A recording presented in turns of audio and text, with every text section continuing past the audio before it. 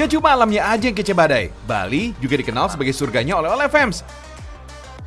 Belum lengkap rasanya kalau ke Bali nggak mampir ke toko oleh-oleh Krishna Bali ini. Di balik nama besarnya, ada sosok pemiliknya yang menginspirasi loh. Kenalin, ini Gusti Ngurah Anom alias Ajik Krishna. Ajik dikenal sebagai pengusaha terkemuka. Ia berhasil mewujudkan mimpinya untuk membuka sejumlah pusat belanja oleh-oleh terbesar dan terlengkap di Bali, bahkan Asia Tenggara fams. Oh my wow, emang sekeren itu sih. Kini, Ajik juga masuk dalam daftar Crazy Rich Bali fams. Bayangin aja, Ajik kini tinggal di rumah mewah dan memiliki mobil dengan harga yang super fantastis. Keren deh. Tapi di balik kesuksesannya, berbagai rintangan harus ia lewati dengan mengejar mimpinya. Lahir dan besar di Kabupaten Buleleng, Ajik ternyata berasal dari keluarga yang kurang mampu fams. Itu sebabnya Ajik hanya mengecap pendidikan sampai sekolah menengah pertama. Meski begitu, ia nggak patah arang. Ajik memutuskan untuk pergi merantau ke Denpasar fams. Pelik kehidupan mulai dirasakannya. Ia bahkan sempat bekerja sebagai buruh harian demi mendapatkan uang. Karena keterbatasan biaya, akhirnya kita meninggalkan kampung halaman. Nah, sesampai di Denpasar kita merantau. Jadi tukang cuci mobil kurang lebih 2 tahun. Setelah 2 tahun kemudian kita berhenti melakukan aktivitas cuci mobil, kita kerja di konveksi. Dan pertama kali bekerja di konveksi, tidak pernah bekerja di tempat lain. Nah, setelah bekerja di konveksi, dari situlah dapat pengalaman. Dari situlah saya dapat ilmu. Setelah mendapatkan ilmu konveksi, Ajik memutuskan untuk membuka konveksi sendiri. Tentunya dengan modal seadanya dari gaji yang diperoleh selama bekerja di konveksi sebelumnya. Tahun 2008, bisnis konveksi Ajik menggaung fams. Bisnis yang ditekuninya sukses di pasaran.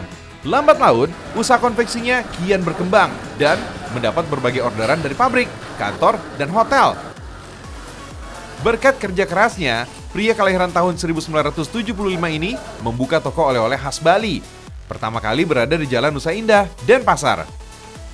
Awalnya sih, toko ini hanya menjual kaos cenderamata yang melibatkan para desainer terkemuka di Bali. Dalam waktu singkat, usahanya makin berkembang dan populer. Hebatnya lagi, Ajik Krishna terus berinovasi. Ia juga mengajak dan memberdayakan ribuan UMKM dalam menyalurkan produk mereka. Bahkan, Ajik juga memproduksi sendiri kue-kue khas Bali dengan melibatkan ribuan karyawannya fams. Ya, kalau saya sendiri ya, sampai saat ini ya, saya lebih penting praktek daripada teori. Teori itu perlu, tapi jauh lebih penting praktek. Nah, di sini saya membawahi karyawan 2.500 karyawan. Saya tidak pernah nyuruh-nyuruh karyawan, karena saya turun langsung, dan setelah udah hasilnya sudah ada, saya baru serahkan ke karyawan untuk melanjutkan gitu. Sampai akhirnya, Ajik membuka 32 gerai toko oleh-oleh fams. Kemudian, Ajik semakin mengembangkan sayapnya. Selain toko oleh-oleh, ia juga punya layanan wisata hiburan, waterpark, sampai 8 restoran fams. Wih, keren! Hebatnya lagi, saat pandemi melanda dunia, Ajik nggak merumahkan karyawannya loh fams. Ia rela menjual belasan mobil mewah miliknya demi mempertahankan karyawannya. Wah, harus ditiru nih sama para pengusaha Nusantara. Wits, Ajik juga punya tips nih agar bisa menjadi pengusaha sukses fams.